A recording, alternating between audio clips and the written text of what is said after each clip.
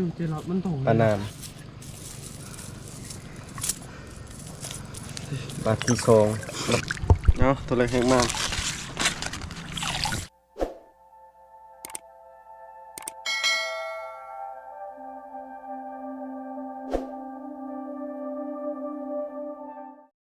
เพื่อจะจับตาเด้มาในโอเคแล้วจอดครับจอดกันไรโอเคจอด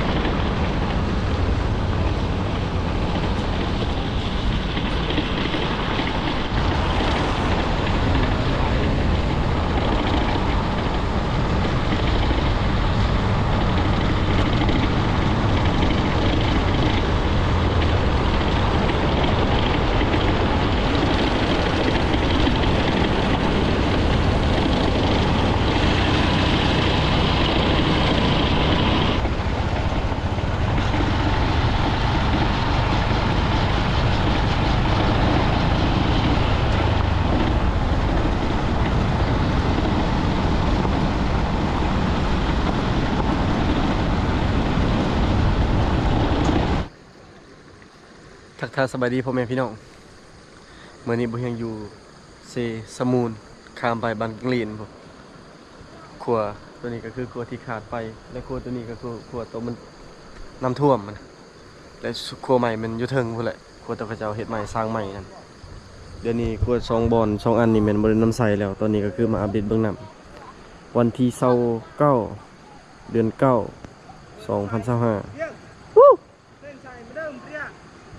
ตึกตะแนงเหรอตอนนี้กับทางนั้นกับพุ่น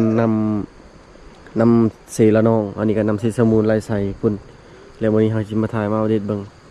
สภาพน้ำแต่ว่าตอนนี้เขาเบิ่งตามเบิ่งสภาพน้ำนี่คือลดลงแล้วนะเพราะว่าฝนนั่นถ้ากับฝนเอิญมันเอิญได้บ่ฮอดชั่วโมงบ่ฮู้ว่ามันสิตกต่อหรือจังได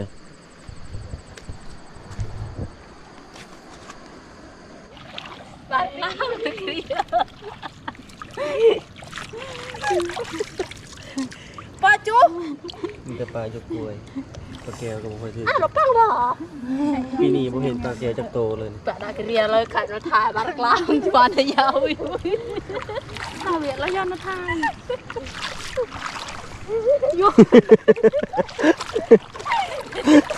คือสิได้น้อยแฮงแล้วจะบ่กล้านะเราแปลเกิดล้มจะไหนจะมาไหนจะถือบ่ถือคันตึกแห่ก็แถวๆนี้แหละ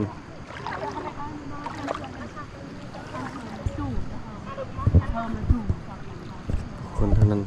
ก็จะอยู่บนนั้นก็จะยามเหือแต่ก่อนมันมีบักนี่เขาใส่บักใส่เหือยามการสัญจรแต่ก่อนนะแต่ว่าเดี๋ยวนี้มีครัวเลยสบายยังคึมอยู่เลยคิดว่าฝนยังสิตกอยู่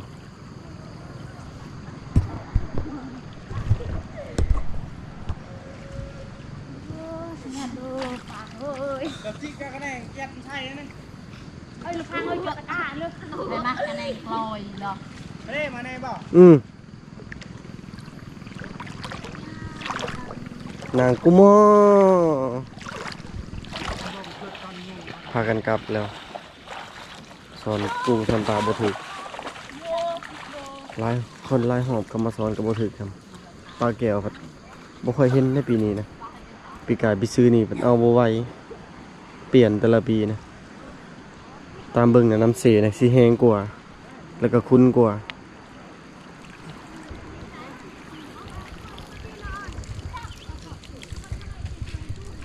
ลองตึกเบิ่งพี่น้องเอ้ยบัตรแรกแหกมาเลยติดต่อบ่มาแล้วก็เศร้าเพราะว่าฝนตกลายโพดปีนี้นะปลามันก็บ่ค่อยออกกันฝนตกใหม่ๆนำขึ้นใหม่ๆก็พอได้อยู่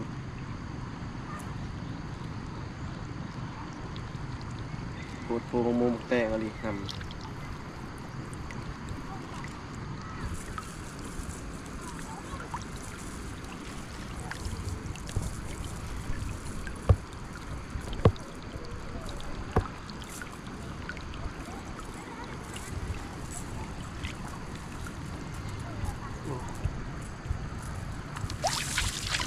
โอ้บ่ได้ไป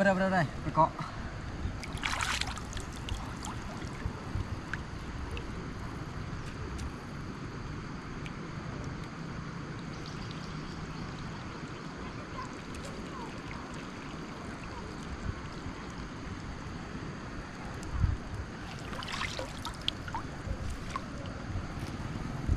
โอ้ต้มลายเลย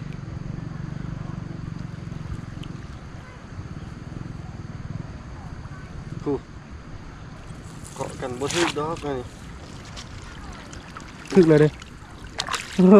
ตัวเดียว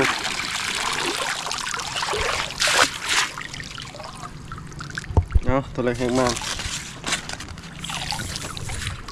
ตัวน้อยตัวสอง เฮ้ยโอ้ย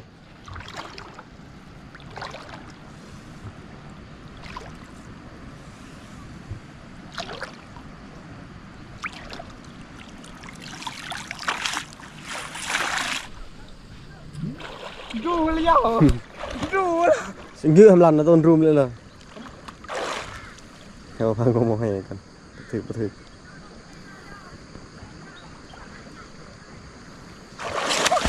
ตอนโหกูอยากคาเล่นเราไม่ใช่หรอก นี่ไปเลยเตอะนี่ มันได้นะไหนเธอมันลง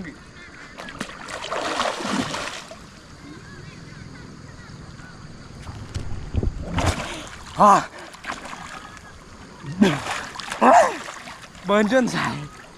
น่าเราเป็นลิงเนี่ย มาปนิชามันใช่เบิ่งคือสิถือแต่บ่ถือ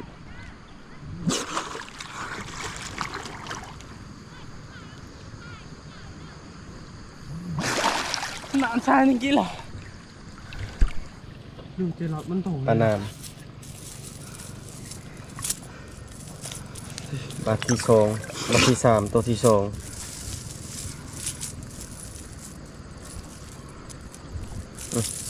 ปิดเอา สบายดี บ่ได้ไปทำงานนะฝนตก ไม่ บ่ได้ไปต่อนี่ วันที่1ก็สิไปเอาเงิน ยังบ่ทันเอาเงินอยู่ เออ ดูขนาดกระติกแห้งคือกันหายิงนกบ่พังนกกินมังไห้ไปบ่ ไป ไปใช้เวลาหน่อยนี่หายิงนกดีกว่าตอนนี้สิพาไปเบิ่งไม้เหือก่อนบอนเฮามัดไว้อยู่พุ่นแล้วก็สิไปเบิ่งเซละนองนำเซละนองไปอัปเดตเรื่องอยู่พุ่นแล้วกลับมาก็สิไปหายิงนกก่อนนกกินมังไห้หายบ่พังบอกเมื่อวานนี้พุ่นแหละทางพุ่นสิข้ามไปทางพุ่น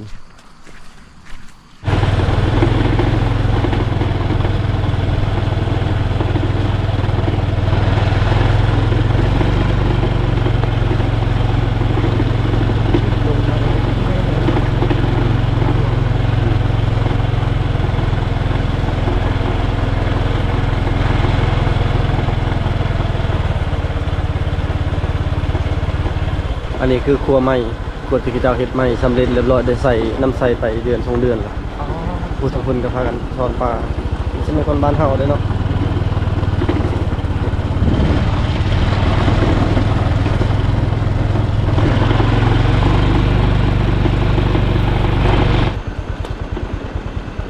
โอ้น้ำแห้งอยู่ในบ่อพังเลย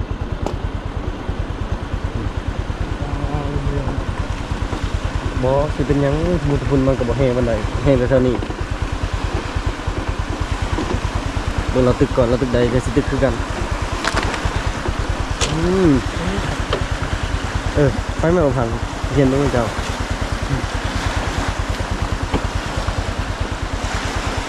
เบิ่งเราสิได้อยู่บ่ถือตัวพังตามมันขึ้นวิทย์ไปแล้วได้งามเลยบ่ฮู้ว่านำขึ้นหรือนำลงนี่นะนำลงนะเมื่อวานนี้ฮอดนี่กูฮอดพุ่นแหละเมื่อวานนี้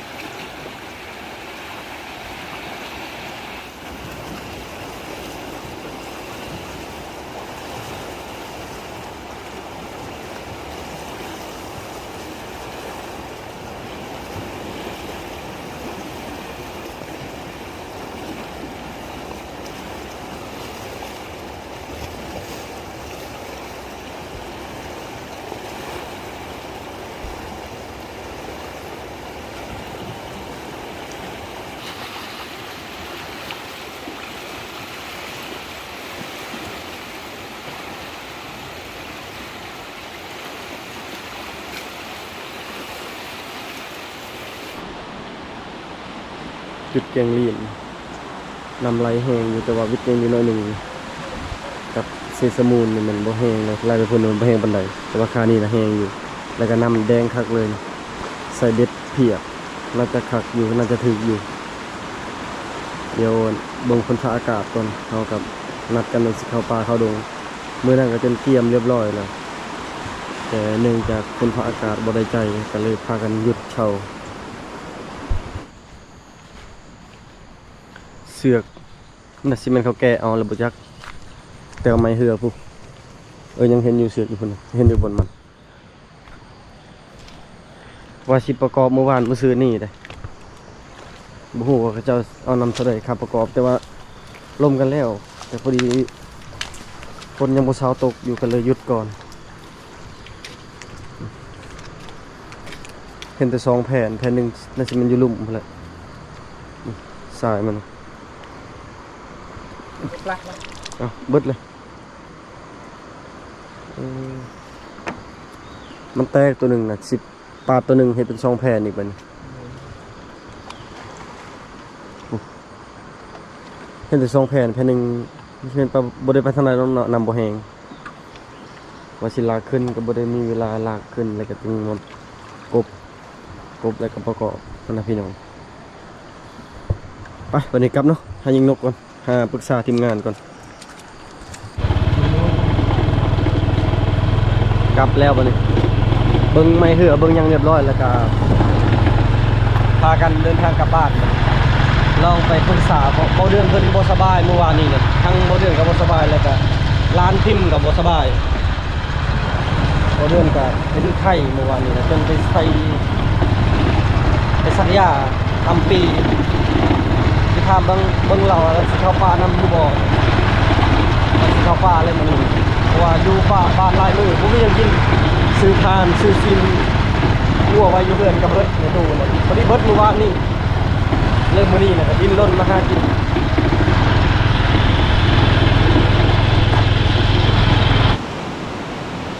ตอนนี้กำลังหากุ๊กมังไห่ทั้งนี้แหละมังไห่สุกได้ยินเสียงนกปลิวอยู่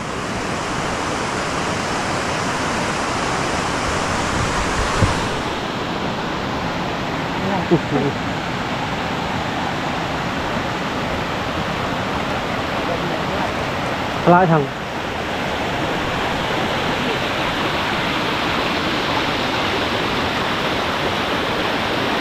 โอ้โหกุ๊กใดแถวๆนี้นะลองเลาะบึงกัน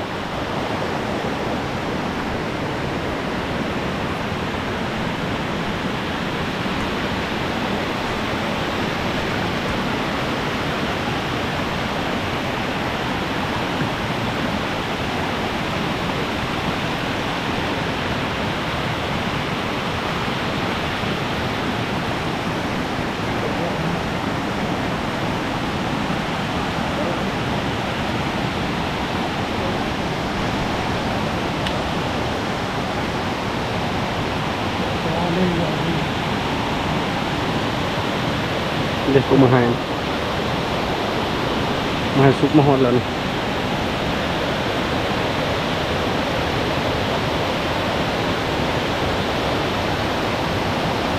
แต่บ่เห็นนกจักโตโอ้เห็นอยู่นกเห็นแต่นกน้อย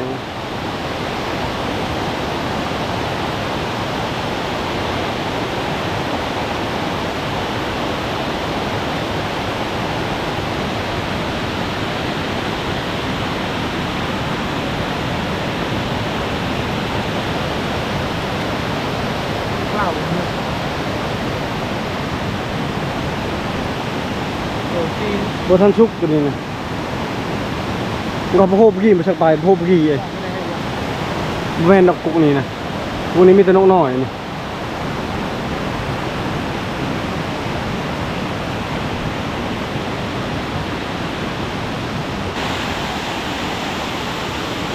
นี่กับกุ๊กมังไห่ลายกุ๊ก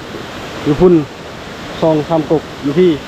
แต่การนี้แม่นเบิดนี่ก็แม่นตัวนี้เป็นมากแล้วแต่ว่ามีแต่นกน้อยเขานี่แต่อยู่พุ่นกันนกเห็นนกบินอยู่แต่ก็มังไห่คือกันมีแต่มังไห่เลย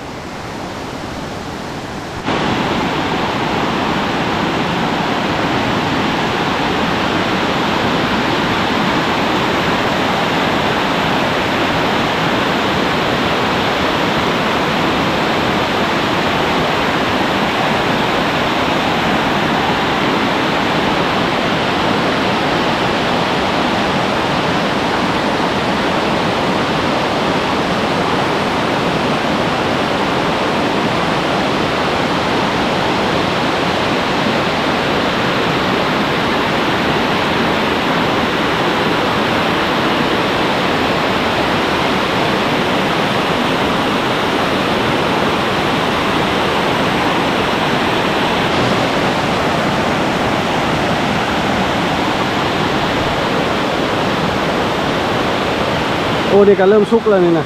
นี่นี่นี่มังให้เนี่ยเริ่มแล้วแต่ละกกนะอยู่บนนี้ก็2 กกแล้วตัวนี้เริ่มสุกแต่ว่าสุกบ่หลายอากาศสิมีนกกินอยู่ดอกนี่นะนี่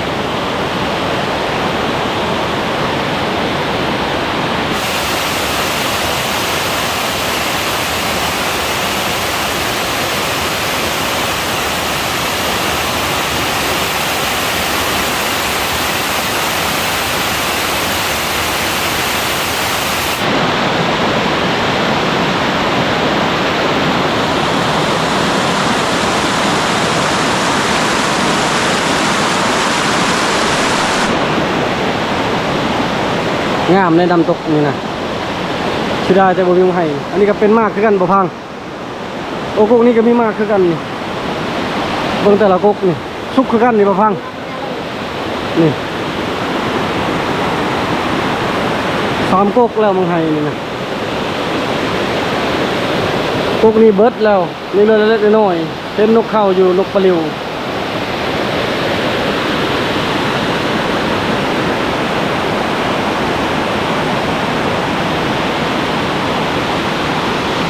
อันนี้ว่าอ๋อฮะงามเลยนะตัดเอาไปโซ่หน้าเฮือนตรงให้งามเลย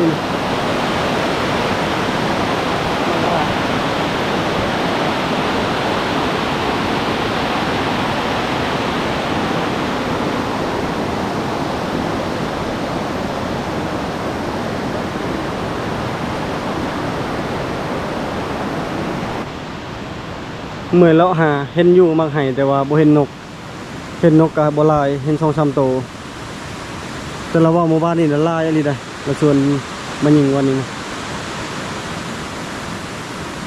สิได้ถอยกลับแล้วเบิ่งมืดกับมืดคนอันนี้ก็เป็นภาษาของบ้านภาษาพุทธพูดเลยท่านี้ยังเป็นดงอยู่บ้านนะก็หันเข้าทางให้มาแล้วแต่นี่ยังเป็นดงอยู่แล้วก็งามธรรมชาติทางพุ่นนะน้ำตกมันเป็นด่านเป็นยังต้นไม้ใหญ่ยังมีอยู่สัตว์ก็ยังมีในภาษาพอคนชนน้อยชิกาเขา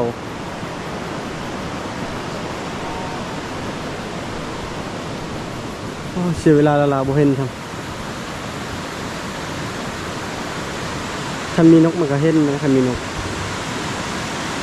มีแบบนกเขาลายงาม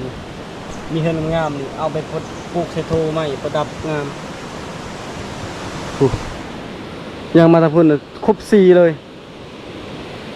บ่มีพอได้อาหารได้คันเอากะนำทางหน้านี่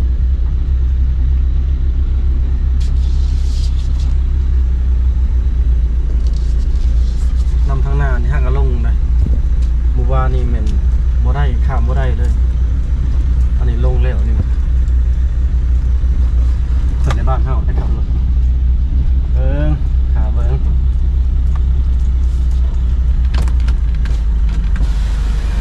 เป็นจะได้มาแต่ใช่จะได้ลงมาดงข้ามง่ายอยู่บ่บ่มีไฟจูงบ่ข้ามมาเลยก็ง่ายอยู่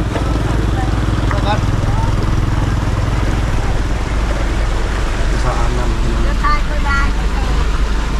สะอาดน้ำ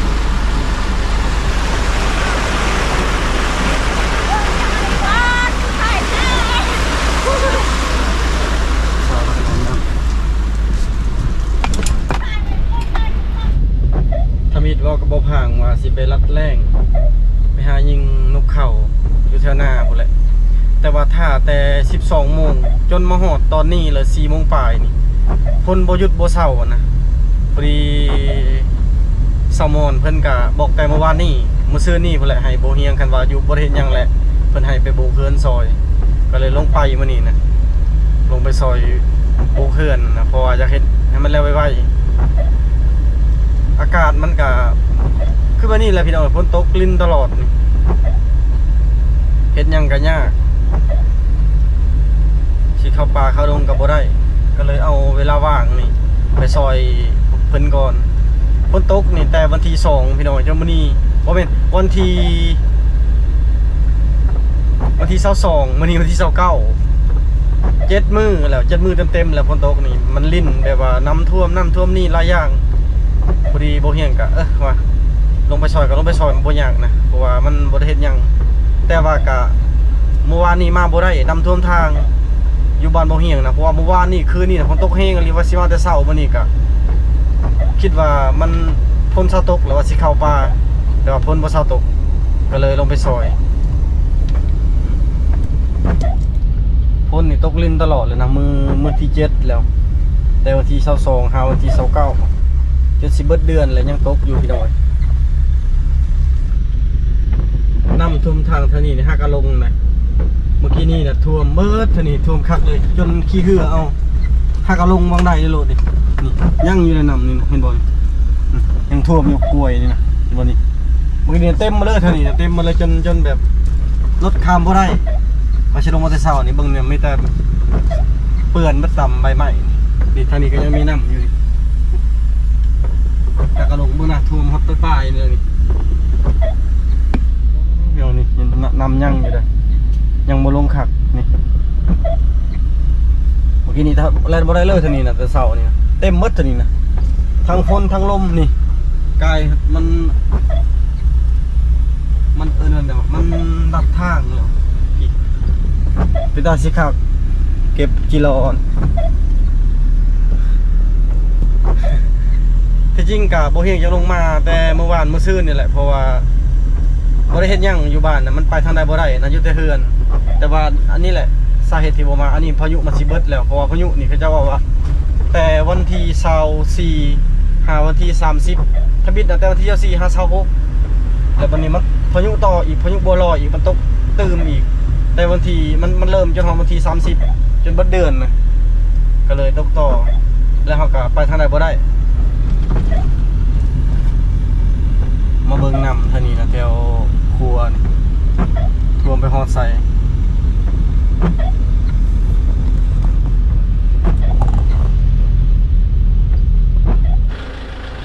นี่ขนาดน้ำลงได้นะน้ำมันรับตามนั้นเลยนะรับตามห้วยแล้วนะรับไปพุ่นเลยท่วมเบิดทางทางพุ่นแต่ว่าตอนนี้คือน้ำลงแล้วตอนนี้น้ำกำลังลงเมื่อกี้นี่นะมันอีกน้อยนึงนะค่ะสิท่วมบ้านพอดีเมื่อคืนนี้คันได้มากกับได้ย้ายเครื่องน้ำแซลมอนเมื่อคืนนี้พอเฮียงกับแบบน้ำเป็นห่วงอยู่นะตามสายน้ำปีนี้นั่นน้ำท่วมครั้งที่3แล้วนาแซลมอนก็จนเบิดเลยตกได้ตกดีเลยนะปีนี้นะอันนี้ก็คืออยู่โคอูรถกับเปือนพี่น้องทางง่าย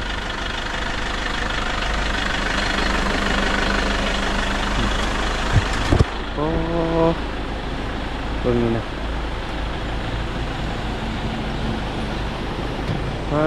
บ่อยากเสือเลยเป็นเต็มผ่าเต็มพังยังลิ้นอยู่ทางเวียดนามอันนั้นกับประเทศเวียดนามบ่ได้ไกลเด้คือสายน้ำนี่เขาจะเอิ้นว่าน้ำอันนี้เขาจะเอิ้นว่าเซโปนแล้วก็คือไล่จากประเทศเวียดนามทางเทิงก็เป็นประเทศเวียดนามทางทิศตะวันออกอันนี้ก็ครัวเฮ็ดใหม่อันนี้เป็นครัวเก่าแต่สมัยสงครามหมดแหละเห็นกระเจ้าท่ายนะปูตินเศร้าตัวเชิงตมตัวเชิงเนี่ยมันท่วมมาเลยนะแต่ว่ามันหักลงแต่บ่ฮู้ว่ามันสิลงเลยหรือยังอยู่เพราะว่าฝนยังตกต่อเนื่องตอนนี้ก็ยังตกอยู่คันเศร้าก็ดีบ่เศร้าก็แล้วแหละเข้านาก็บ่ได้คือสิบ่ได้เลยแหละเพราะน้ำท่วมครั้งที่3แล้วน้ำแดงคักเลย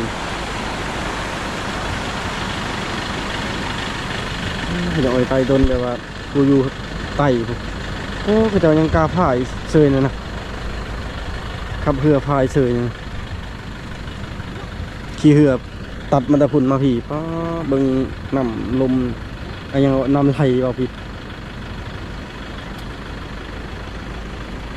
มันบอกนำความสิ้นเคยนะพี่น้อง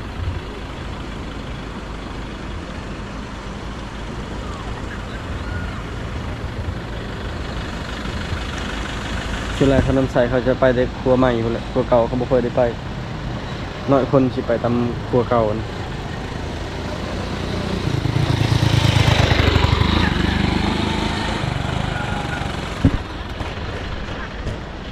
เป็นจะได้พี่น้องวิวธรรมศาสตร์คิดว่างามอยู่บ่เพราะมันมีอันมันเป็นผาค่อนข้างจะสูงอยู่ได้แล้วก็สามารถแนมเห็นแต่ประเทศเวียดนามก็สามารถแนมเห็นผาแห่งนี้ได้แต่บ่ฮู้เขาจะเอิ้นชื่อจังไดแล้วก็มีหมอกอีกตอนนี้คือฝนตกพี่น้องไปก่อนไปเส้นซามอนก่อนพี่น้องโอ้ได้แล้วได้หลายแท้ ถ้าก็มาโดยใส่หมวกใส่เบ็ดวันใดปลา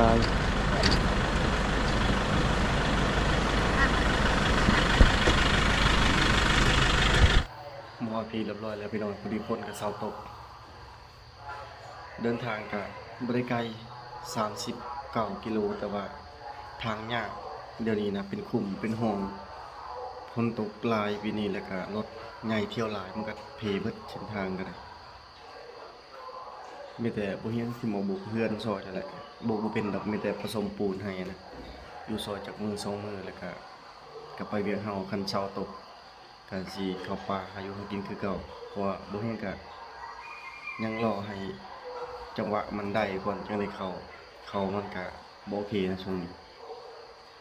EP นี้พบกับบ่มีหยังหลายพี่น้องก็สิรับ EP นี้ก็ขอจบไว้เพียงเท่านี้ก่อน